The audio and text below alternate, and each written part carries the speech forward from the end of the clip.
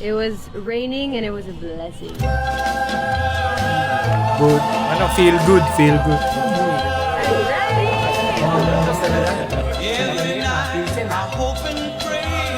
I'm nervous. Vintage, no? I'm nervous. I'm super nervous. So, dear friends, not yet. Hold on. Oh, Slow motion, ganda.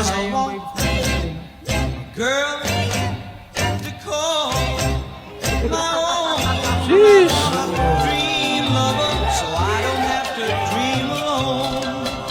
Nalalaman mo na kagad yung vibe ng kasal. Official. Mga simple yun. March 4th, 2026. Gogi ako sa beat ng lalaki ah. JM drip yun. Ay, wala isip ko eh.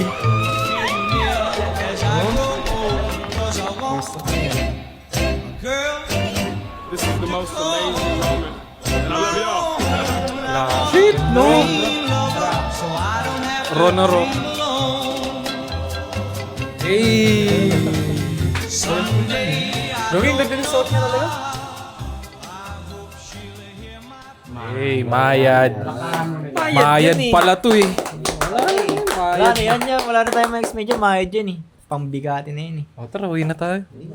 Pero ya, balik Hindi pa kayo. Kasi kakabalik lang ulit na.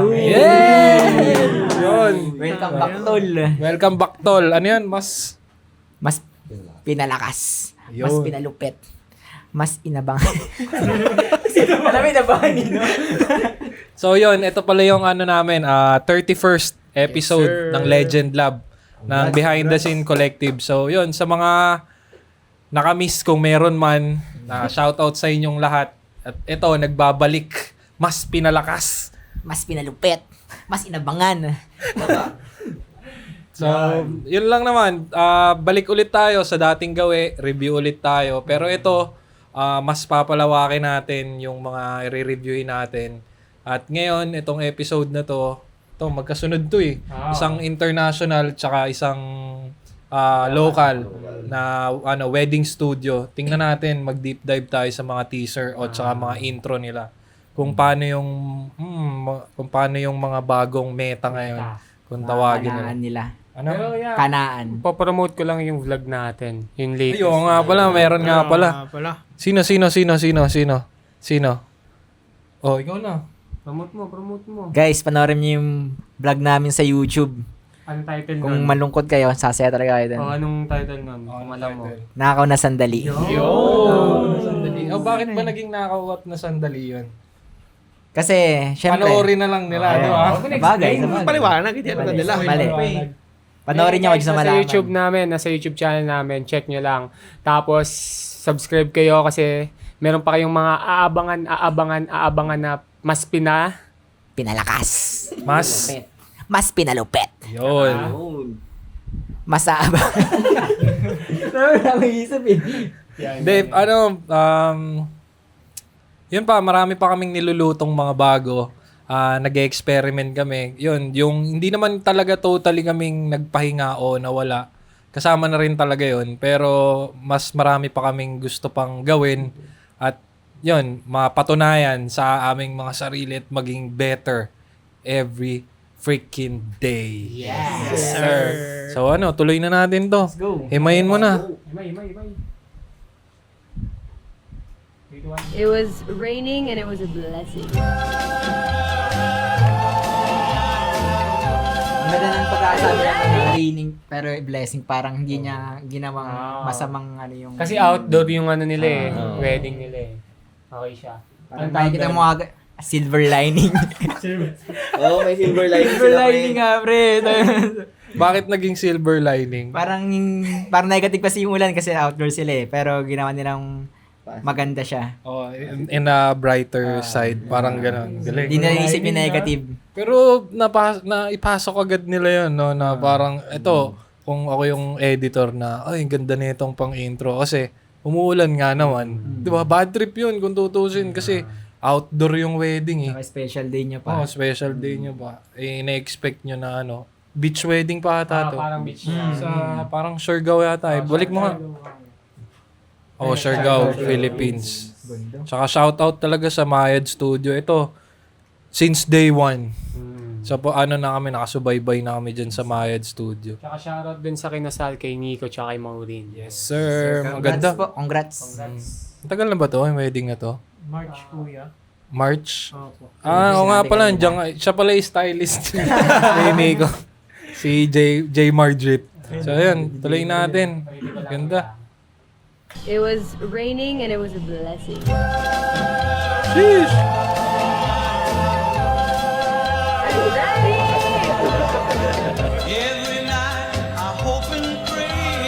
I'm nervous. Woo! Ano to? Sa tingin nyo, totoong Super 8 ginamit dyan? Hindi ya. Hindi ya. Feeling ko hindi. Parang bumagi kasi siya, maalog kasi siya kaya mas babagay talaga yung mga Super 8 dyan. Hindi, paano kaya nila ginawa yan? Pinag-usapan na nila, handheld lang sila.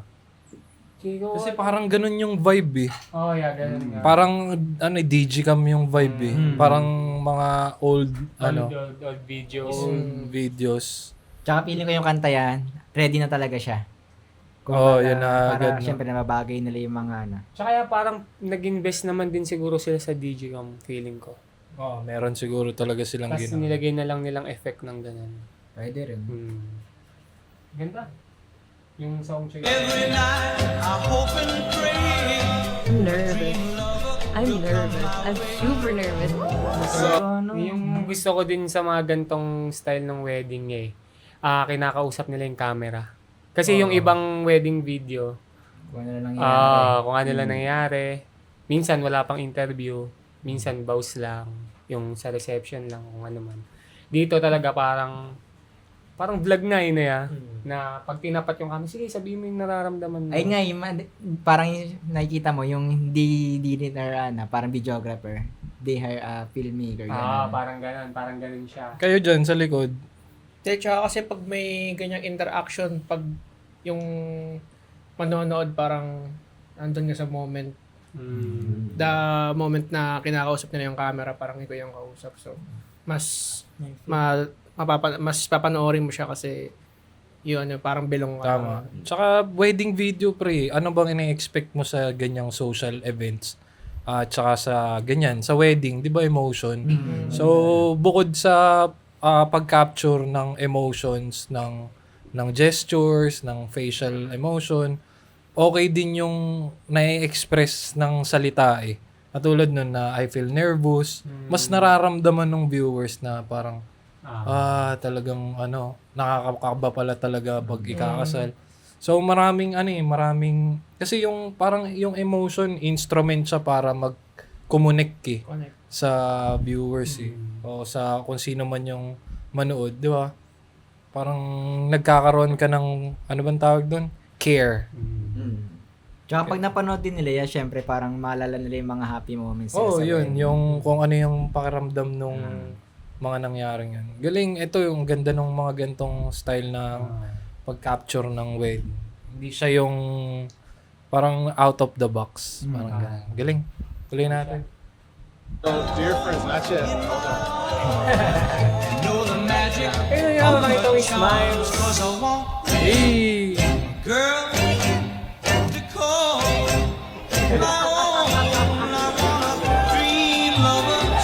Pure happiness, no? After party na. Official. Siargao Island, March 4th, 2026. Oo nga, March. Ganda pa ng demo. Ganda, no? Picture yung Additional din yan eh. Parang bonus round yan sa mga, sa mga wedding studio. Yung ang ganda ng lugar. Ang saya ng vibe ng tao. Yun talaga, pinakamahalaga. Tapos, yun nga, yung mga expression nila, hindi sila nag-hold back na parang nakakaya. May camera. Parang pure natural. In a way na, minsan, nasa shooters din eh. Na kumbaga, hindi mapapansin ng mga tao na kinukunan sila nung mga shooters. I mean, syempre, pag tinutukan kitang ganun, May ilang medyo may ilang ka eh.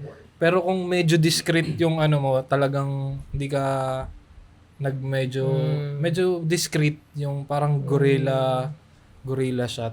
Parang may skill din yun yan. Anticipation yun. kailangan ma-anticipate mo, lalo na pag ganyan, presence of mind. Kasi live event yan eh. Hindi mo siya pwedeng, ay, isa pa ho, tawanan ulit. Di ba?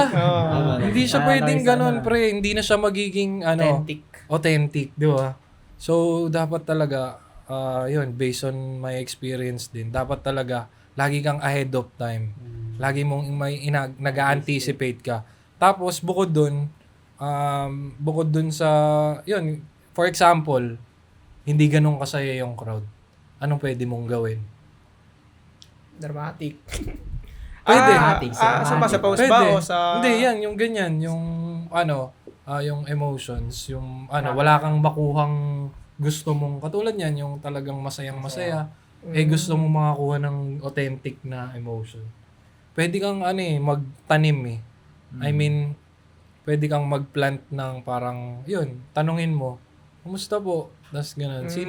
Tapos pwedeng sino yung pinakakuripot na hindi mo naman sasama sa edit. Tapos siya, magtatawanan sila. So, makaka-capture ka na ng hindi mo dinedirect. Bali, kumbaga, yung shooter din niya, kumbaga parang sabihin natin, vibe setter. Yun. Importante din na may personality at yung shooter, may din talaga siya. May baon siya. Na kung worst comes to worst, na talagang zero, may bubunutin kang bala. So, yun. Yun lang yung mga na-experience ko nung nagsushoot ako ng wedding. Malaking tulong siya. So, tuloy natin. Ngayon, Adeline. Tsaka kanina pa yung mga yung mga talagang natural na sound bites. Mga tawanan, mga sigawan. Sobrang hindi siya kanina ko pa nararamdaman na walang script talaga. I mean lahat pure natural emotion, kung ano yung nararamdaman lahat. Hindi siya yung vows na binasa tas pinatong. Hindi siya ganoon eh. Galing. Tuloy natin. This is the most amazing moment. And I love y'all. Di ba? Damn.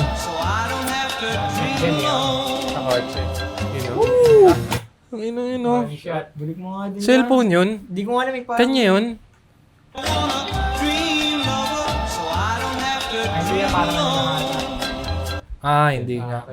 Oo, nagse-selfie lang sila. Okay. Tapos, Nasa gilid. Parang ganda ng Shot, shot, no? shot eh. galing, no? Isip ko tuloy kung yung highlights nito, ganyan. Ganyan yung kanana. Malamang. Opo, yeah. Pwede siyang maiba, pero feeling ko di mawawala kasi sobrang saya ng wedding nila no? Naku, napakasarap ng buhay ng mayad dito nung sinushoot to, pre. Walang kahirap-hirap. Walang hindi naman walang kahirap-hirap. I mean, ang saya niya, ang saya ng trabaho. Pero yun, iba-iba naman talaga yung couple. So, trabaho yan, profession yan. So, kailangan kahit hindi man ganyan yung mapunta sa yung wedding, kailangan ma-deliver mo ng maayos o yung expectation pa din, ma-exceed mo na para ma-satisfy yung Tsaka yun, yung trabaho mo yun eh, kailangan mong i-overcome. Yes, sir. Yun, kaya yan. Basta may tamang plano. Tuloy natin, matatapos no. Anong tawag sa mga ganong pantalon, Ayun no? Baggy pants lang, baggy pants. Baggy pants. Search nyo na sa Shopee tsaka TikTok. Saan makakabili? Ang ganda rin nung niya, no? Nung top niya. Ang tawag niyang body? Parang Chinese na Amerikanong ewan Ay, side button. Ganda nga eh. Maganda. Nakakuha ka na naman. Boxy pa na. Boxy. Ganda, no? Modern. Galing. Try natin. Fireworks pa, no? Ang pinaka napansin ko walang gimbal na ginamit. Wala, pure handle talaga. Yung vibe niya talagang vintage. Yung, Tripod lang. Tripod lang, vintage lang. Tapos yun, ang nagdala lang talaga, emotion. Yung pure na nasaya, tsaka yung nangyari dun sa wedding talaga. Tsaka yun, shoutout sa Mayad. Hindi ko alam eh. Sa mga hindi nakakalam itong Mayad, marami silang parang director. Ayun. Iba-iba sila eh. So kung mapapansin nyo, parang, kunyari lang pero pwede no Mayad Yao, mga ganun. Mayad Francis. Iba-iba yan. Hindi ko lang. Sila na yan. Pag Nakikita ko din. nagpo-post sila eh. Ay, din ba yung sa may US din sila ya? May US. Oo. Yun. Ito, ano na to eh, institusyon na to, Mayad eh. So yun, di ko na pa kailangan sabihin na tong video na to ay isang Certified. legend Legend lang. lang. Kaya yun, maraming salamat sa pagsuporta sa amin. At yun, alam nyo na kung saan kami hanapin. Nakalimutan mo na. Follow nyo lang kami sa IG, TikTok, YouTube, Facebook. And yun. Panoorin nyo yung vlog namin. Search nyo lang yung Behind the Scene Collective. Nandun lahat ng mga pinopost naming video. And like, subscribe, and share na rin guys. Thank you. Ano muna title ng vlog natin? Sabi ko lang. Nakaw na sandali. Guys, thank you. Thank you.